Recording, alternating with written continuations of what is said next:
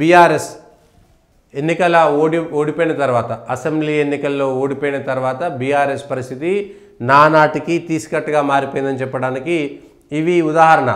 ఎన్నికల్లో పోటీ చేయడం చేయకపోవడం ఒక్కొక్క అంశం అయితే, గత ఎమ్మెల్సీ ఎన్నికల్లో టీఆర్ఎస్ అభ్యర్థులను నిలబెట్టి బరిగీసి గెలిపించుకునేటువంటి ప్రయత్నం చేసినటువంటి పార్టీ ఈసారి మాత్రం అందుకు దూరంగా ఉంది.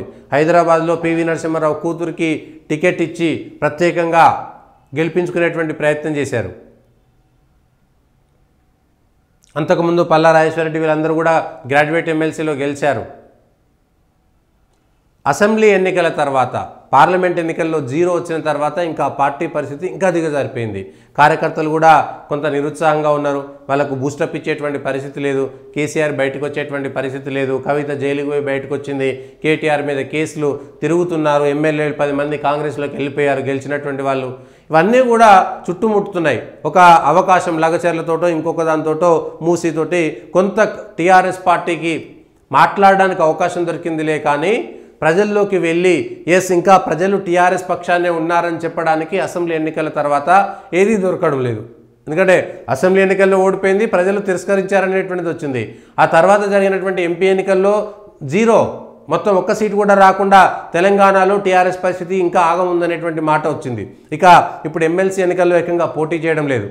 ఒక గ్రాడ్యుయేట్ ఎమ్మెల్సీ, 2 టీచర్ ఎమ్మెల్సీలో టీఆర్ఎస్ పోటీ చేయడం లేదు. పోనీ టీచర్ ఎమ్మెల్సీలు చేయకపోయినా కనీసం గ్రాడ్యుయేట్ ఎమ్మెల్సీ కరీంనగరు ఎందుకు పోటీ చేయడం లేదు? అక్కడ ఇప్పుడు నిరూపించుకోవాల్సినటువంటి అవసరం కదా. టీఆర్ఎస్ నిలబెట్టి చదువుకున్నటువంటి వాళ్ళందరూ కూడా కాంగ్రెస్కు వ్యతిరేకంగా ఉన్నారు, డిగ్రీ గ్రాడ్యుయేట్లంతా కూడా కాంగ్రెస్కు వ్యతిరేకంగా ఉన్నారని చెప్పడానికి ఎందుకు టీఆర్ఎస్ భయపడింది?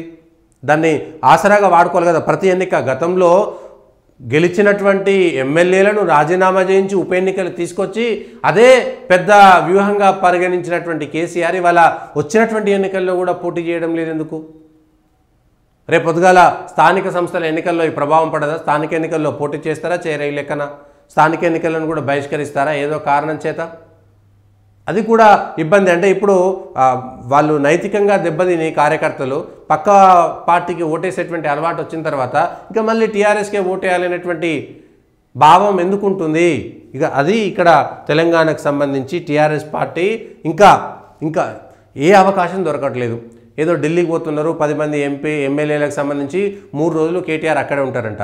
వాళ్ళు ఆల్రెడీ ఢిల్లీకి వెళ్ళిపోయి 3 రోజులు అక్కడి నుండి 10వ తారీఖు సుప్రీంకోర్టులో మాట్లాడి లాయర్లతో మాట్లాడి ఎట్లయినా సరే ఈ 10 మంది ఎమ్మెల్యేలపైన వేటు వేసే విధంగా, ఒత్తిడి తీసుకొచ్చే విధంగా, వాదించే విధంగా ప్రయత్నం చేసి ఉప ఎన్నికలను తీసుకొస్తే అక్కడ కాంగ్రెస్ పార్టీ పరిస్థితి ఇబ్బందిగా ఉంటుంది. అప్పుడు కాంగ్రెస్ ఓడిపోతే కాంగ్రెస్ మీద మరింతగా ప్రచారం చేసుకోవచ్చనేటువంటి ఒక వ్యూహంతో వెళ్తుండొచ్చు.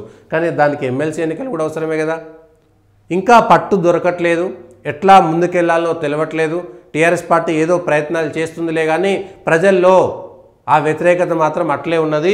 దాన్ని ఎట్లా తీసేసుకుంటారనేటువంటి విషయాన్ని చెప్పాలి.